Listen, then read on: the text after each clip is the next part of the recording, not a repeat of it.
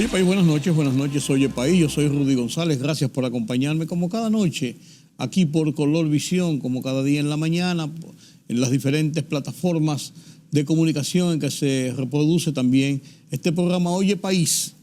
Oye País, estamos caminando a los 13 años ya, señores, y Rodolfo no me había dicho nada, se estaba olvidando, él cree que yo no me acordaba que eso ocurre en el mes de febrero, él cree que no, pero ya ustedes saben, así mismo es, el COVID sigue siendo seguido muy de cerca,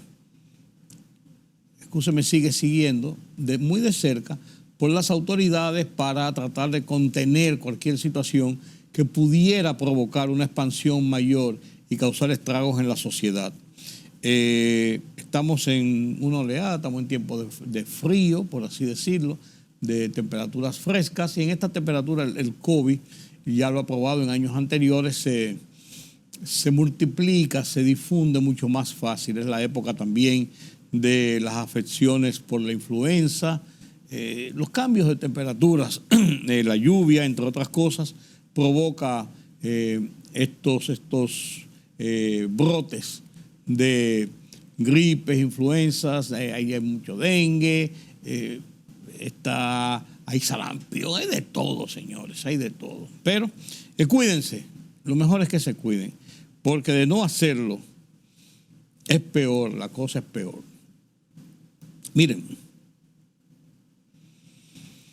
durante este fin de semana, antes de eso,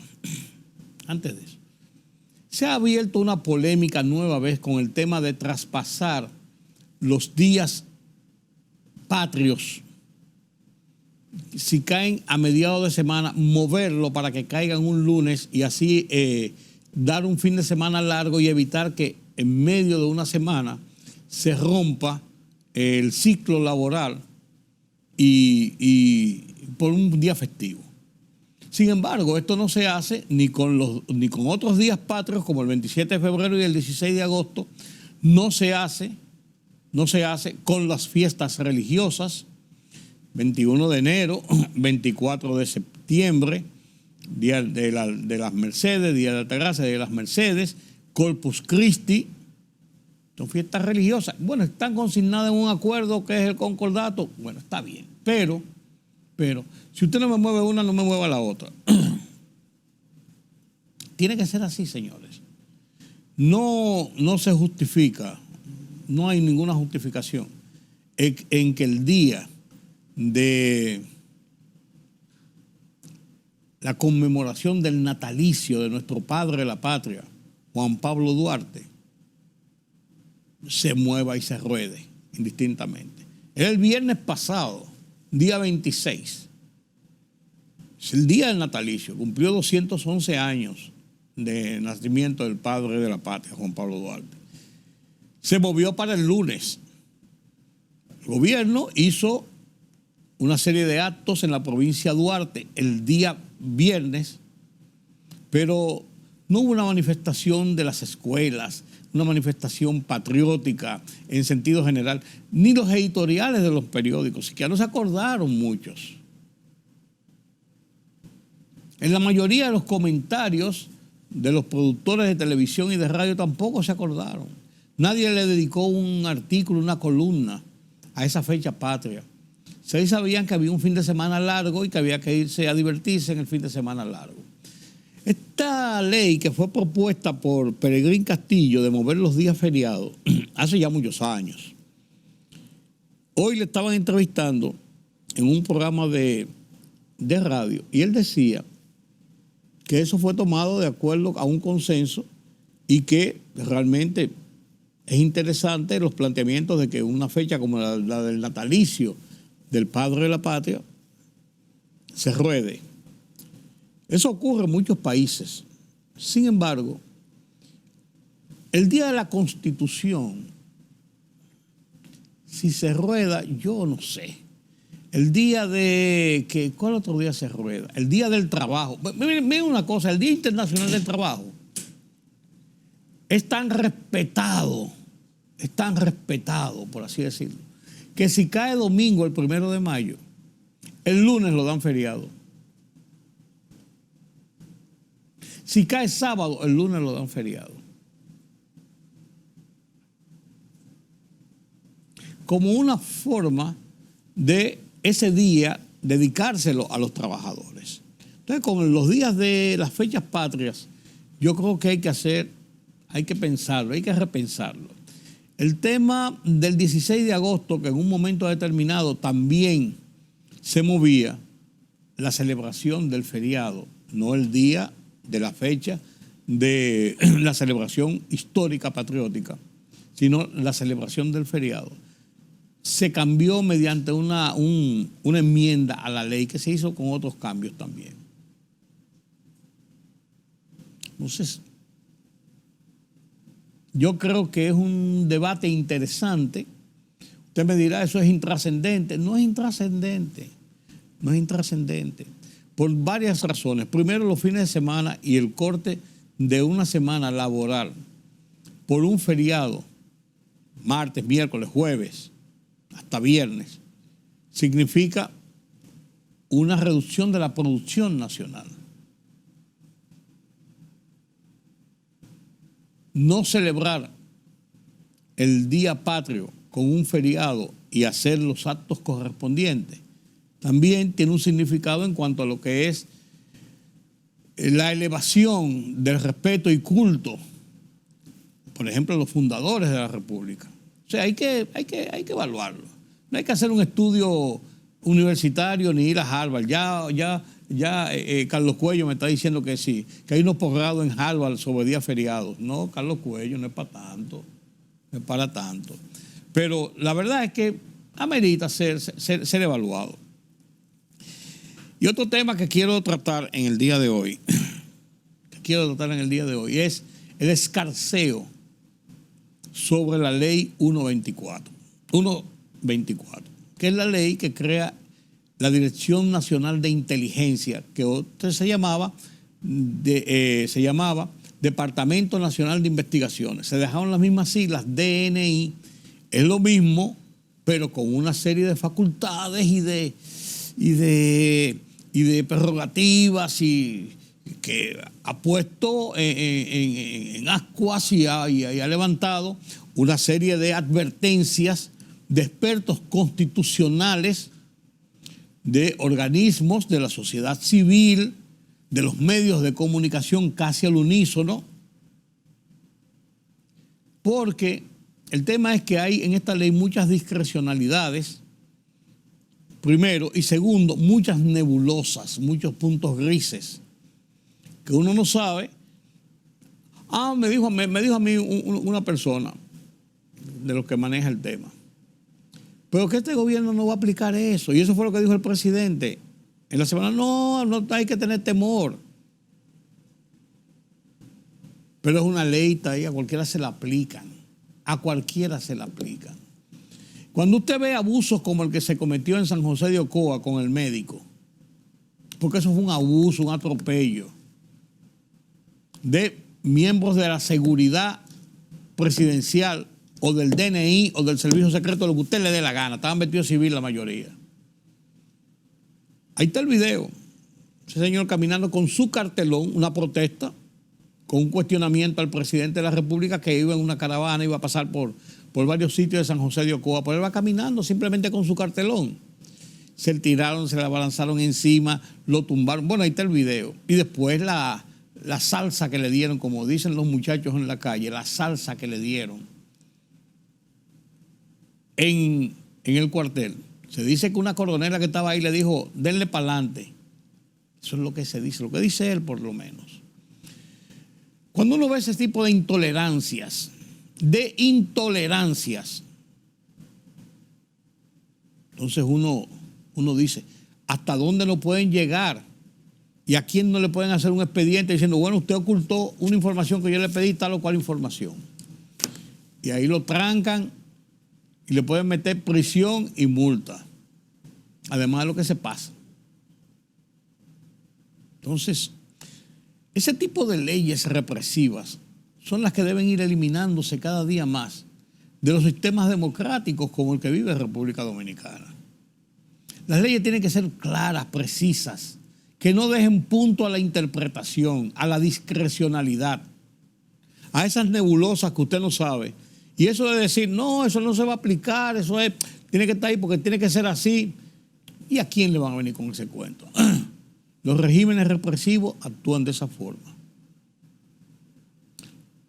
Hay mucho empantalonamiento en América Latina con lo que está haciendo Bukele en El Salvador, en su lucha contra las pandillas, de lo que hizo este muchacho Noboa en Ecuador. Pero muchas veces acciones de esa naturaleza, así como uno ve con ciertas simpatías lo que hace Bukele y lo que hace Noboa, hay que ver también dónde terminan muchos de esos gobiernos. Ahí está Venezuela y está Nicaragua. Para ponerle 2 y 2. Y vamos a empatar el juego. Entonces no hay por qué someter a las sociedades a esos temores y a esas tensiones y a la posible arbitrariedad de cualquier arbitrario, valga la redundancia, sintiéndose con posiciones de poder. Con posiciones de poder en un organismo represivo de inteligencia que hasta ahora nosotros sabemos cómo se ha usado en muchísimas ocasiones, en muchas otras, haciendo labor de inteligencia precisamente. Otra donde la inteligencia no funciona y nos las pasamos yo no sé por dónde, y ocurren hechos. ¿Y dónde estaba la autoridad que no se dio cuenta de esto? Pues en la parte represiva, en la parte política, eso abre muchas conjeturas y muchos temores. Entonces esa ley, a decir de todos y cada uno de los analistas constitucionalistas que han hablado de la ley, los que no le encuentran vicios terribles de inconstitucionalidad, le encuentran una redacción pésima, y otros le encuentran esas zonas grises y oscuras que dejan a la interpretación cualquier cosa. No cabe duda de que esa ley tiene que volver a ser reformulada, porque tiene un sentido, tiene un mandato constitucional, reorganizar los servicios de inteligencia, de seguridad del Estado, pero no llevarlo a un Estado que le permita y le dé licencias de represión posibles a los actores y a los encargados de aplicarla. Ahora todo el mundo se rasga la vestidura, el presidente dijo, yo no tengo nada que ver con eso, yo no sabía, yo no mandé esa ley, yo no actué en ese tipo de cosas, la sometió el Poder Ejecutivo y la promulgó el Poder Ejecutivo. Pasó de principio a fin por manos del presidente de la República. Si no tenía consultores jurídicos o abogados expertos en asuntos constitucionales que le dijeron esto así, esto así, esto así, esto así, eso es otra cosa. Si los legisladores se pusieron creativos y se pasaron de contento, de todos los legisladores, de gobierno y de oposición, eso es otra cosa. Pues no vengan a disculparse de lo que pasó. No venga nadie a disculparse de lo que pasó. Todo el mundo aquí es responsable de eso que pasó. Pacheco lo dijo bien. Una forma muy graciosa de decir, sí, está bien, somos culpables todos. Ajá. Está el presidente de la Cámara. Y esos videos que han pasado de cómo es una enmienda, qué sé yo qué, que patatín, pues no era solamente eso de esa enmienda. Eso era parte de lo que se encontró. Y con total que se quedó así. Y le quitaron la parte vital de ese artículo 11, que era el tema relacionado con la discrecionalidad que se le da a un organismo como el DNI de aplicar acciones que están consagradas para ser determinadas, decididas, aprobadas por un juez, que es un tercero imparcial en la sociedad. Entonces, yo creo que no había necesidad de someter a la sociedad a ese tipo de situaciones.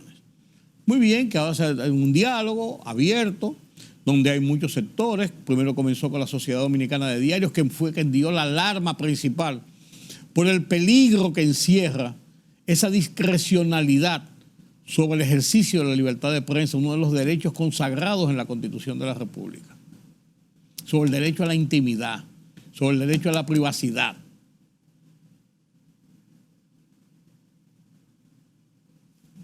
Muy bien, se reunió el director del DNI, el consultor jurídico, con la gente de la Sociedad Dominicana de Diarios, y de ahí se pasó a continuar un diálogo a lo largo de esta semana, mañana, pasado, traspasado, de estos días, incluyendo otros sectores, el CONET, la FINJUS, el Colegio de Periodistas.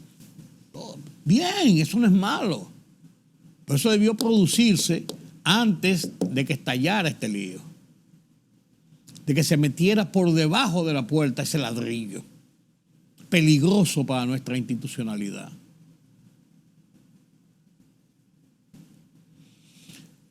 Menos mal que estamos en el camino del diálogo. Y eso, en cierto modo, a uno hasta le satisface. Yo escribí un artículo en el periódico Listín Diario a toda página este lunes, donde explico, basado principalmente en un conversatorio que hubo la semana pasada en la Universidad Católica Amado y Maestra, donde se analizó los pormenores, los pros y los contras, los peligros y las virtudes de esta ley. Ahí en la Universidad Católica Amado y Maestro, 4 brillantes expositores, el profesor Francisco Franco, el profesor Francisco Álvarez Martínez, el profesor Ricardo Rojas León, el profesor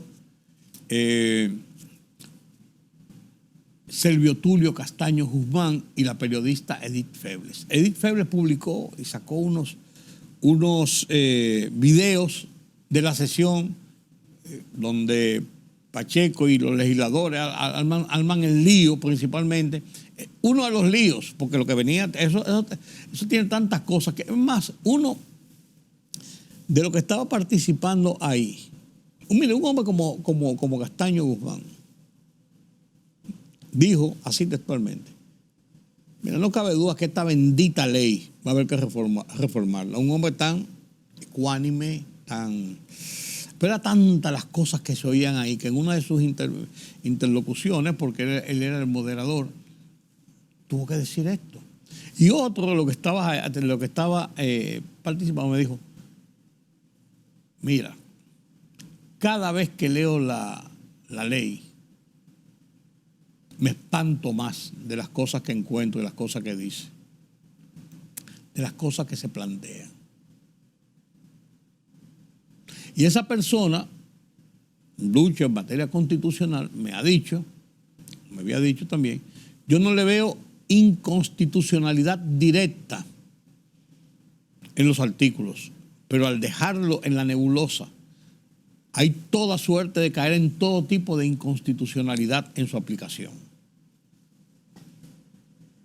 Eso es más peligroso todavía.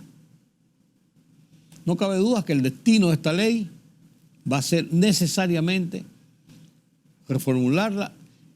El presidente tendrá que someter esa reformulación. Pasa que el presidente no quiere admitirlo. Yo me equivoqué. Y dijo en la reunión que tiene toda la semana con los periodistas, dijo: nosotros estamos abiertos, lo que se decide en ese diálogo nosotros lo aceptamos. No, su responsabilidad debió ser, si nosotros metimos la pata, porque promulgamos esa ley con esos defectos, vamos a someter inmediatamente un proyecto, enmendándola, aplazando la ley o enmendando la ley, limpiando la ley, por así decirlo.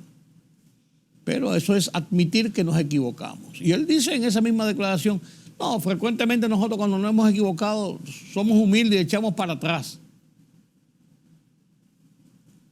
Debió hacerlo inmediatamente ahora.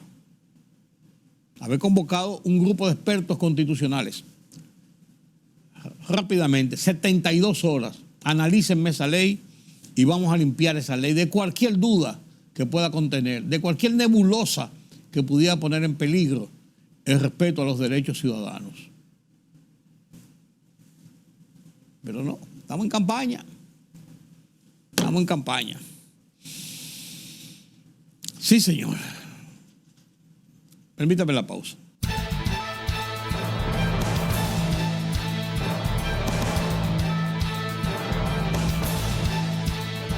La Junta Central Electoral inició el proceso de clonado de los 18.800 equipos de escaneo, digitalización, impresión y transmisión EDET que van a ser utilizados en las elecciones municipales del 18 de febrero.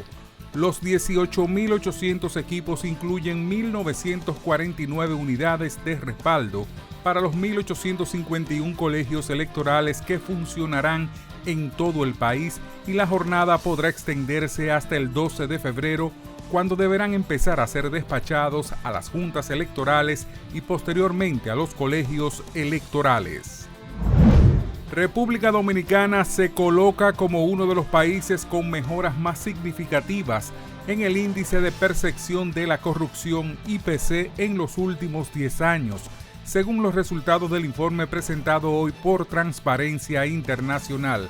El país obtuvo 35 puntos, al igual que Panamá, y se colocó en el nivel 108 de 180, aunque de todas formas continúa por debajo del aprobado de 100. Le sigue Panamá con 35, Ecuador 34, Perú 33, El Salvador y México con 31, Bolivia 29 y Paraguay 28. El ministro administrativo de la presidencia, Igor Rodríguez Durán, advirtió que todo funcionario que se pase de contento con el uso de los recursos del Estado en campaña irá para su casa. Recordó el caso de un empleado del Estado que se presentó con un vehículo estatal en un recinto electoral durante las primarias PRMistas y al otro día fue desvinculado. Un total de 497.692 haitianos tuvieron que regresar a su país en 2023, casi la mitad, 246.678 mediante el retorno voluntario, y otros 251.011 fueron reconducidos por las autoridades, de acuerdo a estadísticas presentadas por la Dirección General de Migración. Explica Migración que los meses con más haitianos reconducidos a su país en 2023 fueron julio con 26.058, junio con 23.881, agosto con 23.829, enero con 23.242 y septiembre con 22.563, según la Dirección General de Migración.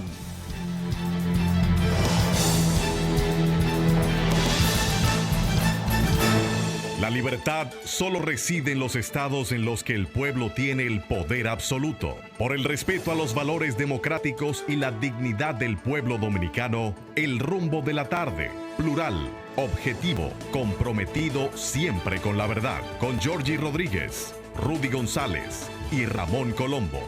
Los poderosos ya están en el aire.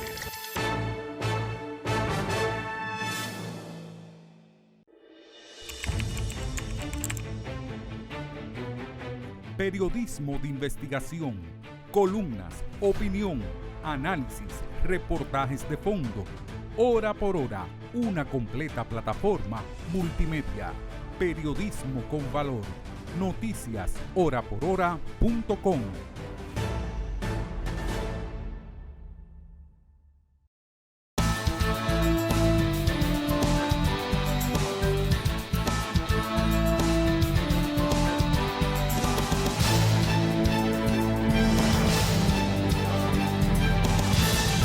Gracias por continuar con nosotros aquí en Oye País.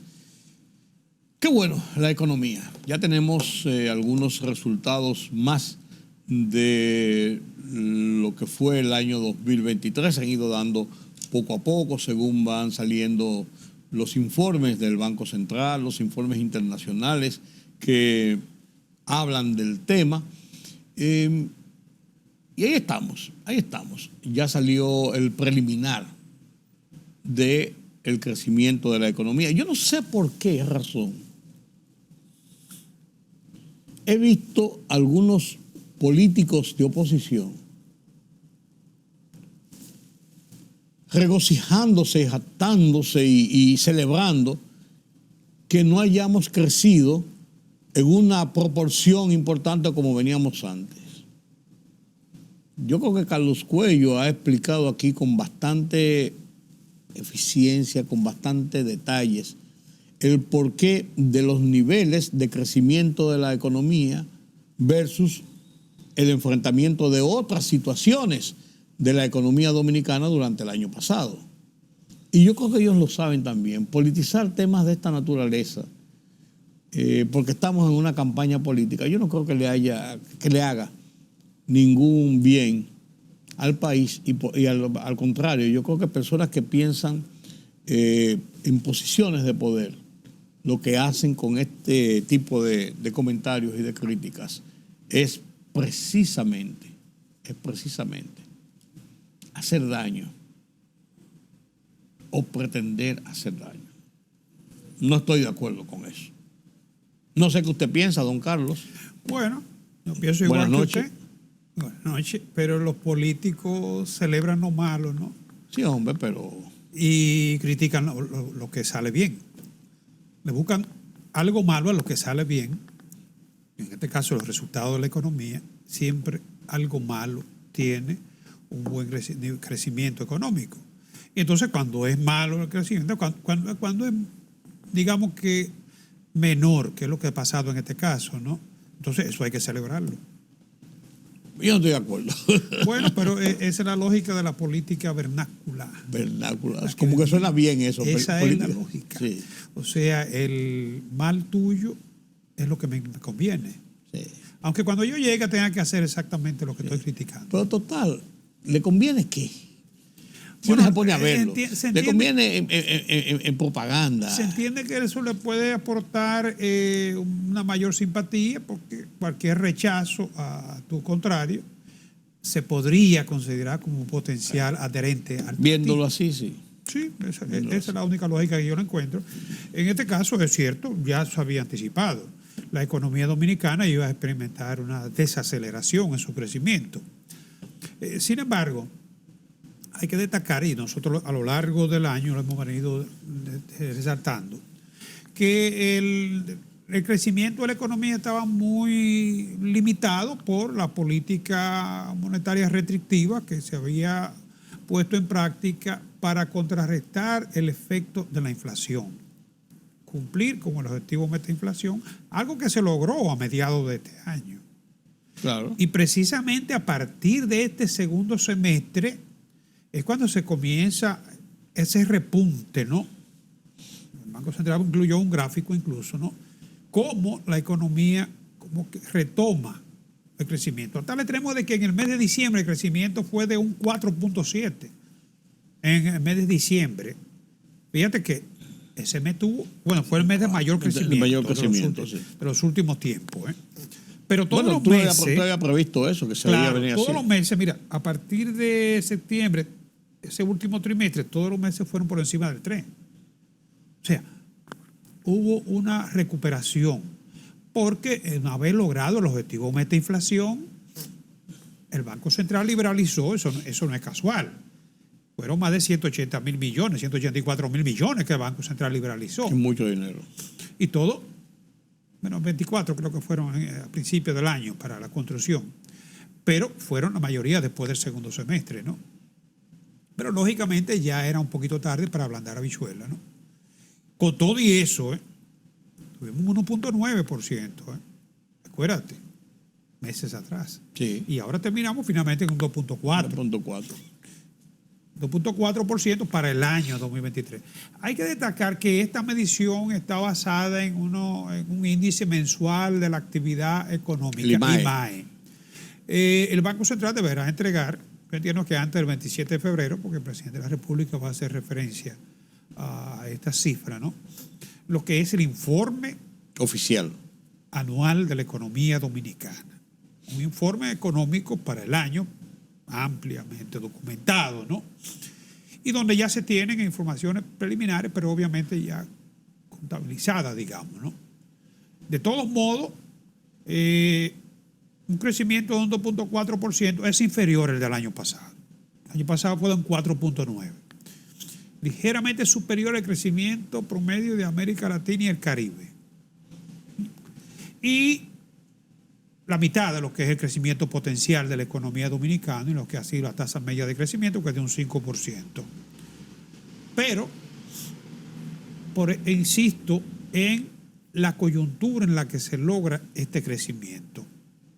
que incluso permite hacer proyecciones para el año entrante de que sí la economía retomará su tasa de crecimiento potencial, que es en torno a un 5%. Son las proyecciones que se tienen para este año. Correcto. Con ese impulso que tuvo la economía al final y que no se ha visto detener, creo que al contrario, con la actividad política se está moviendo más recursos, ¿no? Es difícil suponer que la economía no logre su meta, ¿no? Su crecimiento proyectado para este año. Es muy probable que el Banco Central siga liberalizando recursos. Bueno, ¿qué sectores aquí tuvieron, digamos, el protagonismo? El turismo. Hoteles, bares y restaurantes, como es natural, 2 cifras, 10.5. Claro. Los servicios, con 3.6. La construcción, que tuvo... Se reanimó, ¿eh? Se reanimó. Sí, pero al final quedó en un 2.1. Sí. Pero recuerda que tuvo negativa. Es lo que te quiero decir, se reanimó. No, Claro. no creció en la forma que de antes, pero se reanimó bastante. Claro, a lo largo del primer semestre tuvo un comportamiento negativo, Sí, ¿no? sí. Entonces, al final creció en un 2.5%, el sector financiero un 6.9%, la agropecuaria un 3.9%, casi un 4%, muy bueno. La zona franca crecieron un 4.8% y la administración pública un 2.2%. Negativo, la minería con un 16.3%. Y en el mes de diciembre fue más de un 40%.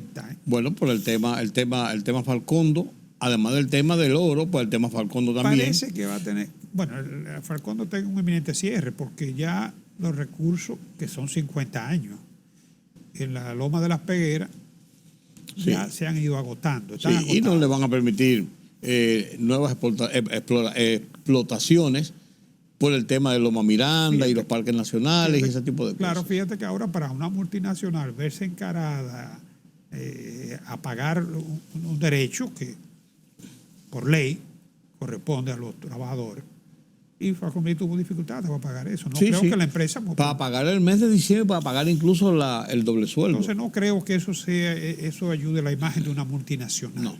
Y no puede hacer milagros, no puede seguir sacando mineral de una tierra que ya ha sido explotada, ¿no? Entonces es probable que su cierre ya sea inminente, ¿no? Porque no le van a permitir, por lo visto. Por eso va a afectar mucho no solamente la economía en sentido general, sino también esa zona. Porque esa zona tiene mucha dependencia de la mano de obra, del trabajo, del movimiento comercial, del movimiento económico de esa zona. 50 años. Entonces, otro sector aquí, el comercio, fue un 0.4%. Se recuperó en el mes de diciembre, fue muy bueno para el comercio, Sí, como es natural. noviembre y esperarse, ¿no? diciembre. Sí, exacto. Sí, Los últimos 2 meses del año. Como te decía, las exportaciones de ferroníquel cayeron un 40.6%. Ahí fue el golpe fuerte. Entonces, aquí la reducción, mira, ¿qué otros factores incidieron en este resultado de la economía? Muy preliminar, como decía, ¿no? La reducción de la tasa de política monetaria, que fueron 150 puntos, pero que impactaron en 200 puntos la tasa la tasa pasiva, activas y pasivas, la tasa bancaria, ¿no? La inflación, como ya decíamos, fue 3.57 y ese dato ya lo habíamos utilizado, inferior a la de 11 países, Sí, claro, de América claro. Latina. Claro. Lo que significa que hay 6 países que reflejan una inflación menor que nosotros, ¿no? Y de esos 6 países, hay 3 que son dolarizados. Sí. Ecuador, Salvador y y Panamá. Obviamente. Esa es la razón por la que mi ley plantea la dolarización. Porque la mayor parte del impacto del problema de inflación en nuestros países, Es el cambio. claro, la emisión monetaria. Sí. Pero no solamente en los países capitalistas, Cuba también. Cuba tiene una inflación de 2 dígitos. Tuvo que subirle, ¿tú sabes cuánto a la gasolina? Los combustibles. Por Cuba. 500%. Pero Cuba es Cuba. Bueno, 500% tuvo que subirle a los combustibles. Con déficit, como ya hemos conversado aquí otras veces, por encima del 15%. Porque llega un momento, ¿de dónde tú vas a subsidiar Claro. si no tienes Si no los tiene. ingresos? No tiene. Y no produce lo que está subsidiando? Es un suicidio. Entonces yo creo que también en materia, uno de los grandes logros fue haber llevado la inflación a un nivel. Porque el problema de la inflación es que si tú no actúas, se te va de la mano. Sí. Definitivamente. Un economista compara la inflación con la pasta de dientes. después que tú la sacas, No hay forma de entrarla. no hay manera de tú volver a entrar al tubo, ¿no? Entonces, ese es el problema de la inflación. Cuando se te va de la mano, entonces la medida de shock que tú tienes que tomar, bueno, fíjate el caso de Argentina, Sí. No, y el caso de nosotros. y el caso de Venezuela también, Sí, por ejemplo, ¿no? nosotros no se nos fue de la mano, pero sí se disparó por encima de los niveles acostumbrados. Claro. Fíjate que Estados Unidos tuvo una inflación de 3.57, de 2.23, 3.57. Esa fue la de nosotros, pero la de Estados Unidos fue superior al 3%, 3.4. Muy similar a la nuestra, ¿eh? 3.57 y 3.4. Por eso la depreciación cambiaria no ha sido más fuerte. Sí. Y las tasas de interés se mantienen con esa brecha. Sí, fluctuando un poco, pero a veces se cierra un poco la brecha, a veces se abre un poco, dependiendo el movimiento de oferta y demanda. Claro. Afortunadamente nosotros tuvimos buena flujo de divisas. Sí. Ya lo analizábamos la semana pasada.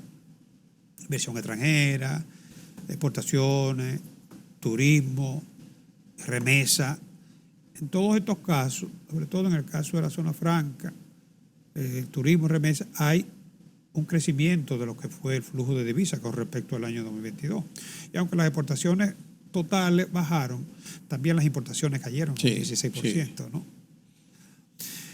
Pasamos ese año. Pasamos el año. Pasamos el año y al final, cierto, hubo una desaceleración. ¿Y eso qué proyecta para este año? Bueno, para este año, fíjate, si tomamos la tendencia del último trimestre y sobre todo desde el último mes de diciembre, 4.7, nos vamos a hacer un enero de diciembre. Pero con el movimiento de flujo, la expansión monetaria, que ya gradualmente el Banco Central va a ir liberalizando y probablemente también revisará la tasa de interés. Entonces, es posible que nosotros podamos conseguir lograr la meta de 5% de crecimiento. Claro, conversábamos la semana pasada de los factores de riesgo. Fíjate el petróleo. Sí. Ya la semana pasada el gobierno tuvo que subsidiar más de 350 millones de pesos. Y, ojo, ¿tuviste lo que pasó con la muerte de los 3 soldados? Claro. Eso no sabemos todavía a dónde va a llegar. Es muy sensible, ¿no? Entonces, cualquier incremento en el barril de petróleo, a diferencia de lo que pasó el año pasado, que al final terminamos pagándolo por debajo, ¿no? Va a impactar la finanza pública. Porque ni pensar lo que el gobierno va a transferir, ni ni ninguno. Claro. Por lo menos hasta mayo, no es verdad que va a transferir. Y cuidado si después de mayo no importa. Y eso tú sabes lo que implica, ¿no? Sí. Darle prioridad al subsidio de ese tipo de productos. ¿Y la inflación? Hablamos de que el crecimiento tiene una visión optimista. ¿Y la inflación? No, la inflación ya luce estar bajo control. Está bajo control. Sí. Ahora mismo está por debajo de la meta, del objetivo meta inflación, ¿no? O dentro. Que es el dentro del ¿no? esquema que se hizo, sí. Entonces, claro, tendrá que hacerlo el Banco Central con cierta cautela para mantener, digamos, armonizar lo que es el crecimiento con la inflación. Porque el objetivo meta inflación se logró este año, cuando se pensó que iba a ser prácticamente imposible, ¿no? Todavía Estados Unidos no lo ha logrado. No. Entonces, las expectativas para este año son favorables, pero sujetas a una serie de variables que agregan incertidumbre al panorama. Eso es así. Y las tasas de interés, Carlos, que debían bajar en niveles quizás no como la gente quisiera, pero debían bajar en niveles importantes como fue la reducción de la tasa de política monetaria. Mucha gente piensa que no ha bajado en los niveles que aumentó. ¿O tú crees que todavía eso te iba a decir falta para llegar a ese equilibrio? Mira, precisamente antes de que salga este mes, en esta semana, la Junta Monetaria deberá decidir si la mantiene iguales o si la reduce. A lo largo del año se espera que habrá reducción en la tasa de interés. Sí, ese es el camino. Eso es lo que se espera. Sin embargo, fíjate que la economía, claro, el caso de diciembre se explica ya por otros factores. Sí, ¿no? sí. Pero es consistente el crecimiento de la economía, aunque más moderado probablemente con altas tasas o con tasas de interés de los niveles, digamos, que se están registrando. Pero para lograr ese crecimiento, necesariamente habrá que seguir flexibilizando, liberalizando recursos, ¿no? Necesariamente hay que seguir liberalizando recursos. Entonces, el Banco Central tendrá que decidir, la Junta Monetaria tendrá que decidir en el transcurso de esta semana si la mantiene igual. Particularmente yo pienso que tiene que actuar con mucha cautela. Podría mantenerla igual. Y si alguna reducción produce para mandar señales, no creo que sea más de un cuarto de punto. 6.75. Pero la liberalización de recursos de que tú hablas no puede ir detrás de dólares después. Bueno, ese es el otro factor de riesgo. Sí. La tasa de cambio está ahora mismo en 59, ¿no? Sí. Terminó donde, más o menos, con una depreciación de 3.2%. Sí, no, y parecía como que iba subiendo, pero como que se... Pero en esta coyuntura parece que hubo presión Sí. de demanda propia. Pero se detuvo. Sí. Yo no sé si este sea el mejor mes para reducir la tasa. Sí, en el primer trimestre, Okay. una vez ya conjurada la situación del mercado cambiario, necesariamente, si no este mes, el mes que viene o antes de marzo, tendrá que producirse reducción en la tasa de interés de política monetaria 0.25, 0.50. ¿Qué limita esas reducciones? La tasa de interés de Estados Unidos. La tasa de política monetaria en Estados Unidos. Sí. Es un marco de referencia para nosotros vital. Claro. Nos hemos mantenido con tasas cercanas. Estados Unidos tiene 5.25. Y nosotros no es 5.25, 5.50, por encima del 5, ¿eh? Nos hemos mantenido así porque la inflación ha sido similar entre Estados Unidos y República Dominicana, sí. ¿no? Pero en el caso de Estados Unidos, la Reserva Monetaria, la FED, que es el Banco Central de Estados Unidos, había anunciado que para este año se producirían 3 o 4 modificaciones en la tasa de política monetaria. Obviamente, Este año no, el año anterior. Bueno, para este año. Para este año. Sí, eso se había anticipado, ¿no? Ah. ¿Eso será posible? Sí, pero bueno, la Junta también allá se reúne. Sí, comité. de la Reserva Federal. Está reunido el comité ya. Y tendrá también que decidir si la mantiene igual o si la reduce. Las proyecciones, los analistas no esperan que se produzca reducción este mes. Incluso, sí, en el primer trimestre. Sí, incluso el movimiento comercial en los Estados Unidos están hablando de superávit importantes por encima de lo que se había visualizado. Es que Estados Unidos creció este año a un 2.5 por encima de las expectativas. El año pasado, en el último cuarto del trimestre, en el último cuarto del año, el trimestre, lo hizo a un 3.3%. O sea, el año pasado creció a un 1.9%, la economía más grande del mundo. Y la tasa de desempleo está en 3.7%, la más baja en 50 años. Definitivamente Estados Unidos es una economía de guerra. Sí, ¿no? Y esa oferta y demanda, cuando se desbordan las ansiedades, por así decirlo, frente a otras calamidades, responde el mercado. Porque fíjate que se anticipaba una recesión. Totalmente. Se llegó a hablar de una recesión en la economía norteamericana. Y se hablaba de que a mediados del semestre pasado, la última parte del semestre, estábamos en las puertas de una recesión. Y en el último trimestre creció a un 3.3%. Sí, así es. Increíble. Ahora, la gran incógnita, ¿qué va a hacer la FED con la tasa de interés? Porque de eso va a depender en gran medida. Todavía el objetivo meta inflación de ellos no está logrado. No. Que es un 2%. Pero aparentemente el nivel de inflación, aunque es un poquito alto para ellos, no va entorpecido el crecimiento. Y ellos tienen muchos factores.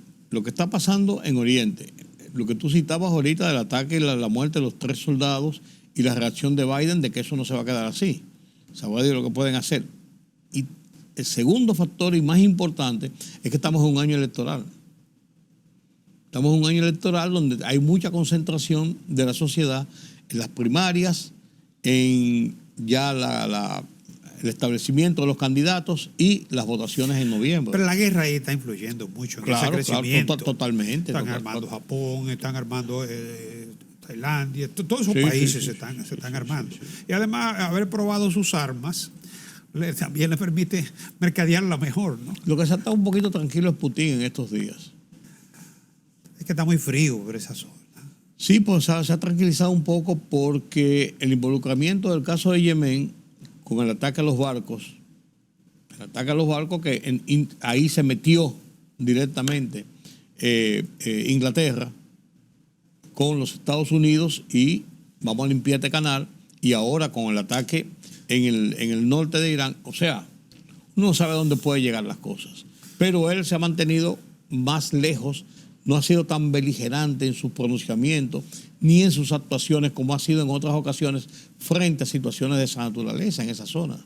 Así es. Porque él tiene un gran aliado que es Irán. Claro. Y además depende mucho del petróleo. Sí. También los chinos están también muy equidistantes de la situación. Están tratando de más mediar que ponerse de un lado que tuerza la balanza. Así es. Gracias, don Carlos. Gracias por estas informaciones. Y yo le voy a decir que no, porque crucemos los dedos de todas maneras, porque todos esos conflictos y todas esas situaciones internacionales tienen una situación que nos atañe a nosotros, para bien o para mal, generalmente más para mal que para bien, generalmente, porque sufrimos mucho los embates de esta naturaleza. Es así. Así es. Gracias. Permítame la pausa.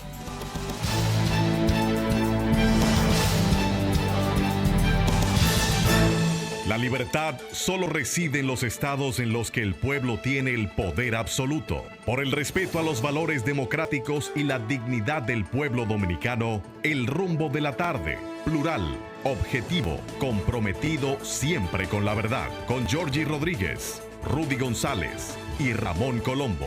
Los poderosos ya están en el aire.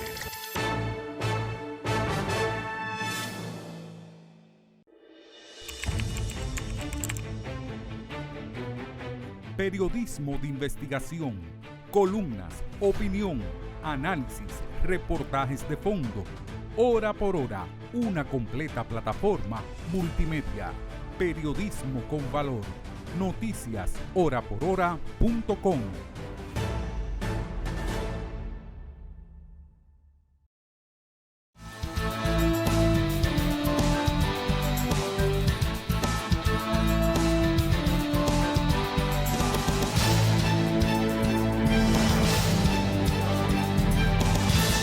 El gobierno de Venezuela ha dado un nuevo zarpazo al provocar que el Tribunal Superior de ese país inhabilitara por 15 años a la señora María Corina Machado, quien es candidata presidencial de la oposición y se perfila con una gran simpatía para hacer frente a el pichón de dictador. Ya uno no sabe si es pichón porque le han salido alas. Nicolás Maduro, que pretende perpetuarse en el poder. Eso que genera unas tensiones en Venezuela que se habían reducido en cierto modo luego de la apertura con Estados Unidos y la misma situación de la economía que ha ido mejorando, el intercambio de prisioneros, de presos, de arrestados con Estados Unidos también. Había bajado muchas tensiones. A Juan Guaidó lo sacaron de juego, pero María Corina Machado resurge como una gran candidata de la oposición, capaz en las urnas de llevarse a Nicolás Maduro, inhabilitada. Y en Haití las cosas no andan bien. A la señora Martínez Moïse, la esposa viuda del presidente Jovenel Moïse, ha sido acusada formalmente de participar en el asesinato de su marido. Vaya usted a ver. Con estos y otros temas, Pedro Vargas nos presenta las internacionales desde la redacción central de Oye País.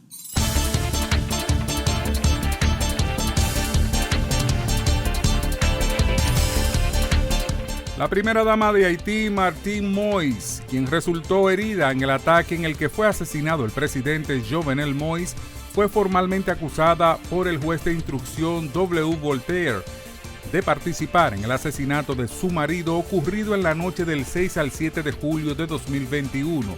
Martine Moïse se negó a comparecer ante el juez instructor que supervisa el caso.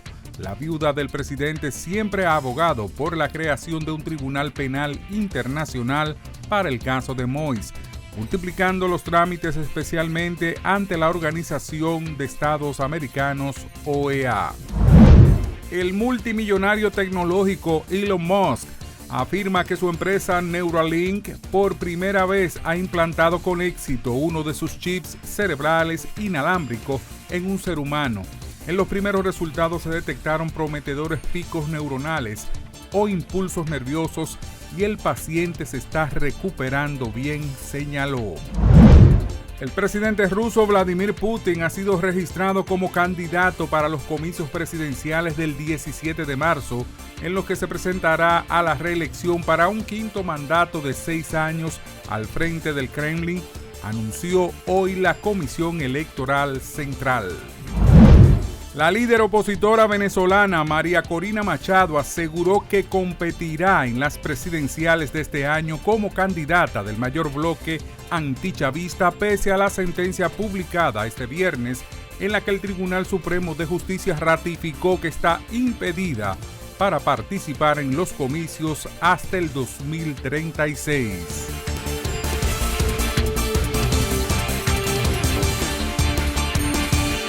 Así llegamos al final de esta emisión de Oye País. Gracias por su compañía. En esta hora yo soy Rudy González. Los convoco para mañana aquí en Color Visión, las plataformas que también nos retransmiten. Feliz resto de la noche, feliz resto del día. Nos vemos mañana.